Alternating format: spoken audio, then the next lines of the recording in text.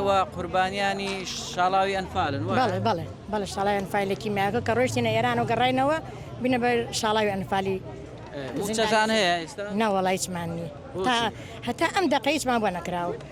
وەکو تێکەڵیان کردووە یەک تا هەشتیان داناوە یەک تا هەشت و ئێمە 9 تا 15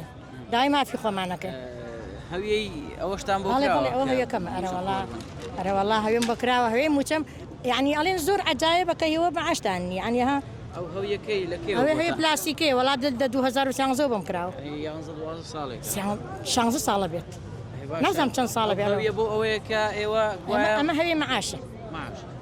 پێ وەرگتووە هیچ دینارێکم پێ وەرنەگرتووە هەتا ئەم دەقەیش داواکەین لە سەرۆکی حکوومەت و لە ئەنجومەنی وەزیران و لە کار بەدەستان ئەوڕێکمان لێ بن و ئیتر بەسە زۆر جار هاتوین بۆچی ئێوە جیاکراونەتەوە معاشتان نییە وڵای تێکەڵ کراوە هەرێکێ هیوایە سەعاتێ نەگیراوە بۆی کراوە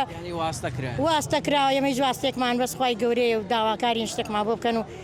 بەبوونێ ئەوشە دڵمان خۆشە کە حکوومەتی فیدرال وعدێکی پێیاوین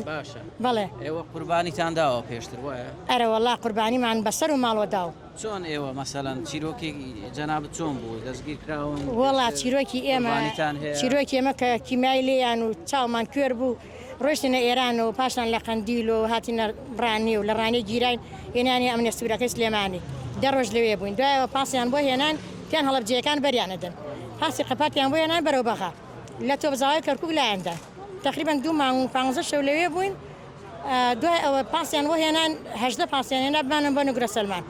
تی عفوت عام للأكراد غير جلال طالباني أواي وتا يعني أخباري صدام حسين وابو عفوي عامية بربوين أنا يمش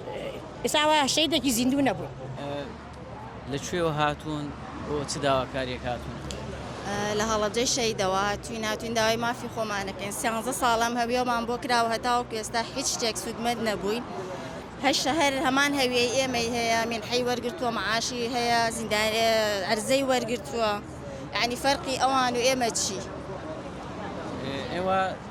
بلين شالاوي أنفالو بالي لا نقدر سلمان لوي بوين 4-5 مانگ لوي بس بسر بالي عائلة كمان 6 كز بوين همو مان لوي همتان لوي زنداني كرا بالي تاو كيسه هیچ كمان سود من نبون چۆنە مە نادادگەری پێکان وایە بەتەکیت بەڵێ ئەمانەی کە ماونەتەوە پاشماوەی ئەوانن کە هیچ مەسوول و بەرپرسێک و ئەوانیان لە پشتنیە واستەیەکی باشمان نییە ئێمەمانان ئیتراوە ماوینەتەوە چاوەڕی پێتان وایە ئێوە مستحقیەوەن کە موچەتان پێ بدرێت چکە پێشتر بەڵێ ئێمە ئەوانی جیاوازێکمان چی یعنی هەیە هەر لە پاڵی ئێمە شاو بۆ ئەوێسە معاشی هەیە معاشخۆرە عەرزەی وەرگرتووە عنی جیاوازی ئێمە ئەوانە چییە چیتان پێڵێ هەویەشتان بۆ کراوە بەڵێ وە 13 ساڵەوە هەویەمانەیە هەر وڵای درەرەوەی خێنە جانتاکەمانە گیناحی سوودێکی نێشی بیتە دەوام و دایرەڵێ توانێ مناڵەکەت پێی بخوێنێ ئەڵێ معاشی پێ وەرگرتووە ئەڵێ ناوەڵاڵێ وەڵا هەتا معاشی پێ وەرنەگری ناتوانانی هیچ مامەڵەیەکی پێ بکەیت ئیتر ئەوە ئێستا هاتوین یاوەتە هەویەکانمان لێ وەرگرنەوە یاوەتە ئیشێکمان بۆ بکەن ئەوە چوار جار هاتوونە دێ ئێرە هیچ بەڵێ لە هەڵەبجەوە یعنی تەوە 7 ساعاتە بە ڕێگاوی قسەی کۆتایی ڤار دەیکات.